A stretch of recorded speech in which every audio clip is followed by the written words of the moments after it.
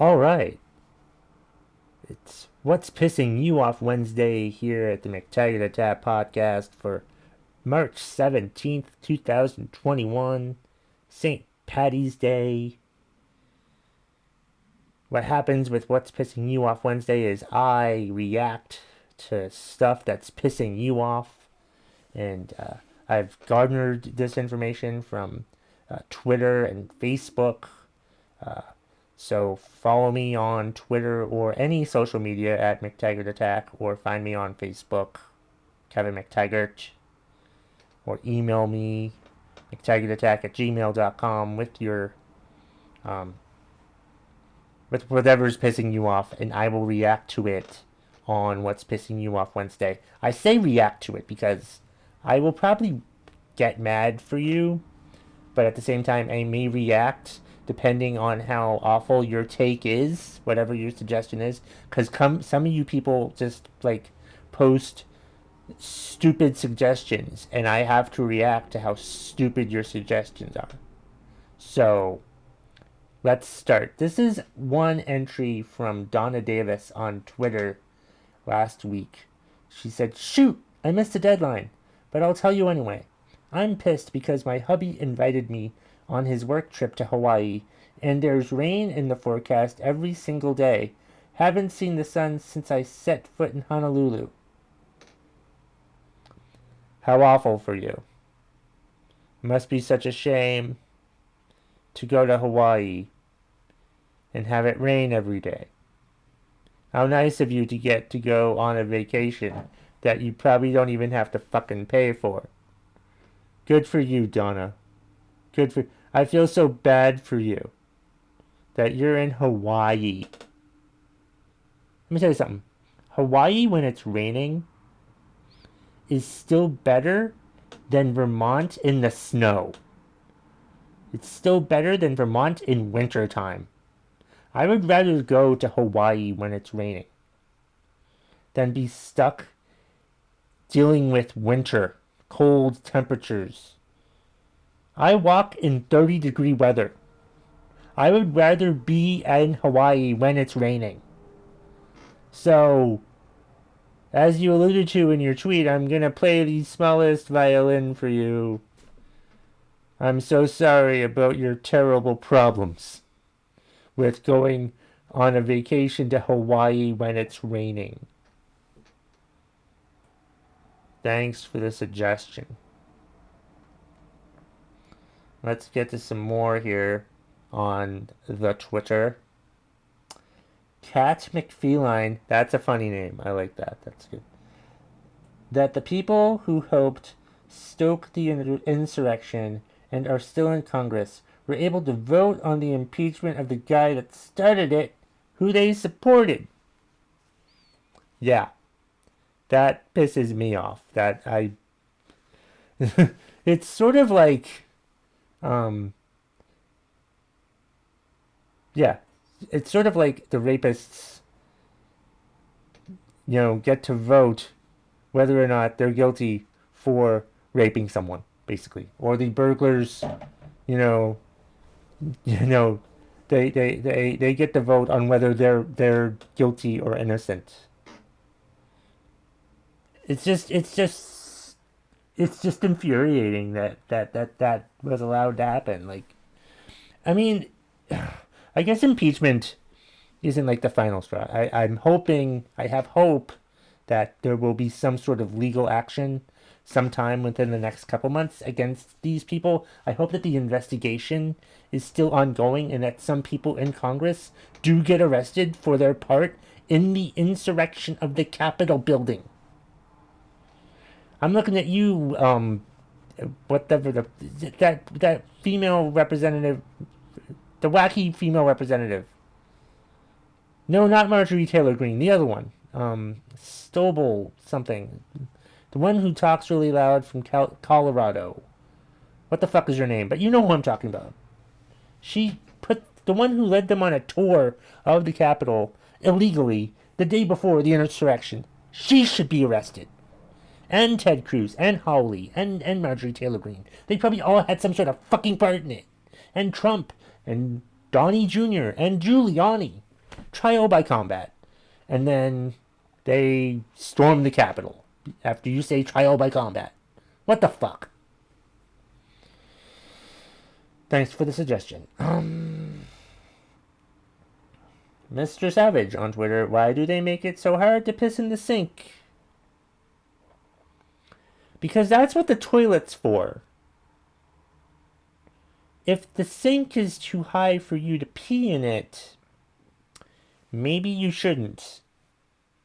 Of course, if the sink is just high enough for you to pee in it, give it a whirl. Why not?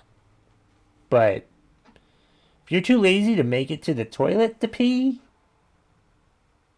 or if you can't, you might have some sort of urinary issue, some sort of prostate issue, you might want to go to the doctor and have that checked. Thanks for the suggestion. Next one's from Billy Wellborn.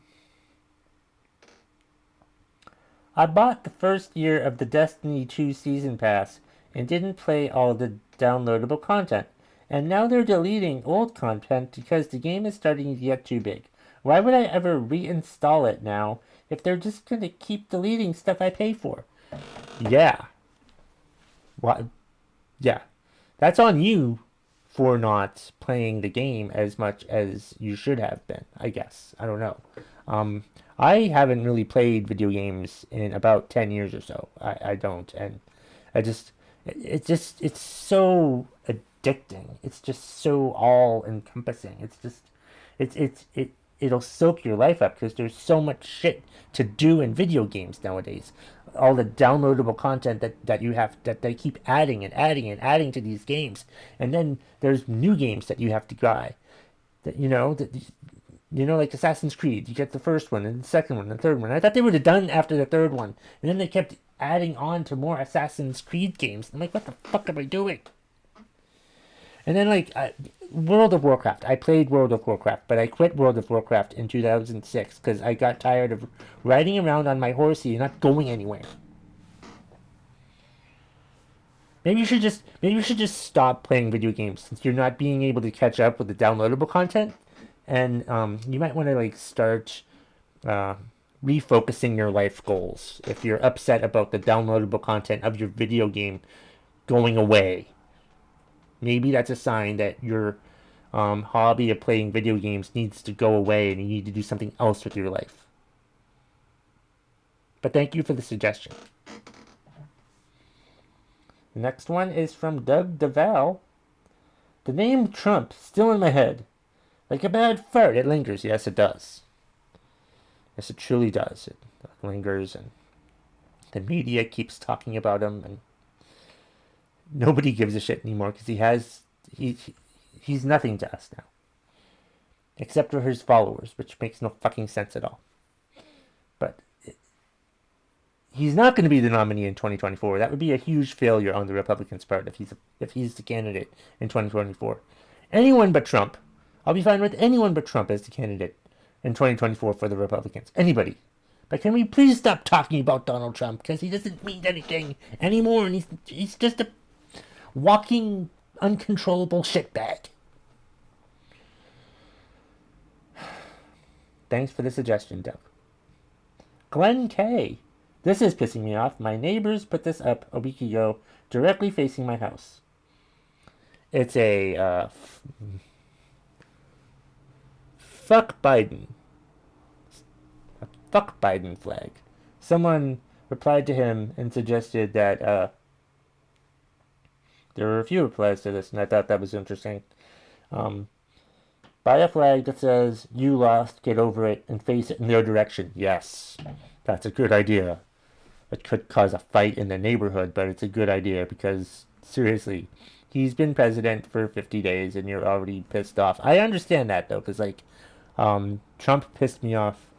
I tried to give him the benefit of the doubt, but then he pissed me off the first day of his presidency. So I can understand that there are people out there that hate Biden, but I mean, seriously, the fact that they're making flags this early, or making these flags at all, is just sad. It's just sad. Just fucking sad.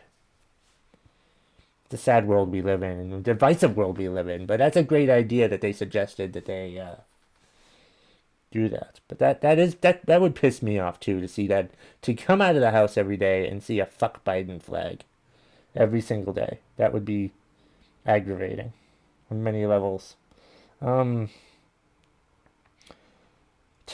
Vico, foster kids and human trafficking. There are approximately 400,000 children and foster care, with 200,000 that need permanent homes. The statistics for a foster care child's outcome are deplorable. Perhaps before we adopt out of the USA, we find these children, who no fault of their own, need family, their permanent families. Yeah, that is a problem. That would piss me off. That if there's a lot of foster, I was not aware of the foster kid situation, but like, if there's a lot of kids out there born in the USA who don't have families and the foster care situation sucks and they're just going to be sucked into human trafficking, that's deplorable. That's disgusting. Something needs to be done about that.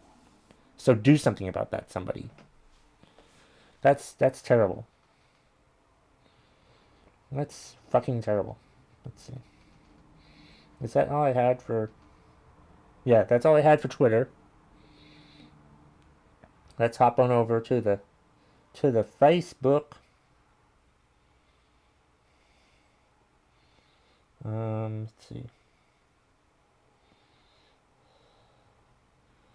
Let's see. We have a couple on Facebook. Bear with me here. I'm sorry. I'm just trying to get situated again. Let's see. All right. The first one is, of course, from Leslie Zebrowitz. She gave me a couple, but I'm only going to go with one that she gave, because she always gives a couple. But this one I firmly agree with. People who walk on the wrong side of the street. You're supposed to walk facing into traffic, and now if you don't want to pass right by you, I am now on the wrong side. Yeah, that's right. I'm a firm believer in it's walk or run against. Ride with. So ride your bicycle with traffic. Walk or run against traffic. That's the fucking rules. And I see people not doing that all the fucking time. Either they don't know, or they just refuse to, or they just don't care. But there are rules. I looked into this when I started running. You should be running on the you should be running on the right side of, you should be running or walking against traffic and riding your bicycle with traffic. I mean, it's just common sense, man. You want to see the car if it's going to run you over if you're running against traffic. That's how I do it. That's how I figured it out. I don't think I have much from this, because Leslie gave me like a bunch of them. We'll do one more, and then that'll be it for this edition of What's Pissing You Off Wednesday. Unless I get more before I actually publish this episode, but maybe I will not put this part in there. I don't know. Shelby McDonald. I hate that I am practically invisible when my husband is with me. But when my husband is with me, people are so nice to him because of his accent. He's Irish. I've had people chat with him for minutes with no acknowledgement of my presence or the fact that we might be on our way to do something and don't have all day. If I sound jealous, it's kind of because I am. Well, you're the one that married a guy that has a awesome accent. But I can understand the frustration. Like, you're standing there, they're talking to him, they don't even acknowledge that you're there. And that is frustrating. You're in the room. Maybe you should jump in and interject and say something and talk and be like, try to add something to their conversation so that they know that you're there. Make yourself known. Don't just assume people need to find you. I have that problem too. Like, I need to make myself more known so people can find me and book me on their shows for comedy and stuff like that, or have their projects and whatnot. So make yourself more known. You can't just stand there waiting for them to acknowledge you. You're not Roman Reigns. You need to jump in into the conversation and start talking so that they, oh, hi, Shelby, it's nice to see you. So that they can acknowledge you. Make them acknowledge you. Don't wait for them to acknowledge you. Thank you so much, Shelby, for the contribution. Well, I was right. I'm glad I didn't create or finish editing up this week's edition of What's Pissing You Off Wednesday for St. Patrick's Day 2021 because I got a few more submissions on Facebook. So let's get through them. Where is my first one? Oh, Heather Parody, a host of the Unconventional Leaders podcast and the Happy Brain podcast. 2 podcasts. That's got to be hard to host 2 podcasts, but they're both available wherever you listen to podcasts. I listen to them every week. She's pissed off that someone sent her a free product so she would promote it on social media, and the product turned her skin yellow. 3 weeks later, the yellow is still there. That just sounds like a social media, social influencer nightmare. To be sent like a product and have it do something to you, like an awful side effect, like turning your skin yellow. I hope you didn't use like a whole bunch of this product. I hope you're not like completely yellow. Hopefully you just put it in like one area just to see what would happen, and then the worst thing happened. It turned your skin yellow. Oh my god, that's terrible. And it's still there 3 weeks later. You definitely need to report that to the Better Business Bureau or something. But I guess not, because you didn't really pay for it. It was free. So maybe it's your fault for accepting a free product from someone. Hope it's not someone that you know. That would make it awkward for them. But oh my god, that's scary. That's scary that someone sent you a product and it did something to you, something bad to you. Reading that makes me not want to accept anything free from anyone ever. That has to do with like skincare or whatever, or something that you can put on your body. Oh, this will cure wrinkles. That turns you into a zombie. Something like that. At least the skin thing didn't turn you into a zombie. Like that show, The Walking Dead. She likes The Walking Dead, so that's why I mentioned The Walking Dead. Thank you for the submission, Heather. I have another one from Rena Friedman Watts, host of the Better Call Daddy podcast, available wherever you listen to podcasts. Her daughter had to pee at the grocery store. Only one bathroom at the grocery store. Ugh. And some guy was using it as a shower or something. He was in there way too long. They knocked on the door several times. I hate when you have to go to the bathroom at the supermarket, at the grocery store, whatever you want to call it. I hate that. It's such a hit or miss thing, because like they're kind of good at cleaning the rest of the grocery store, but they are not good at cleaning the bathroom. And having to go in there right after someone else went in there, and when they were in there, it was a really long friggin' time.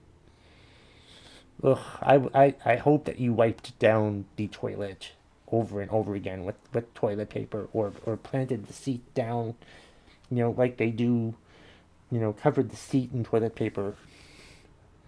But that never works for me, because I never have time to like lay the toilet paper down on the seat. I'm usually too much in a rush to do that.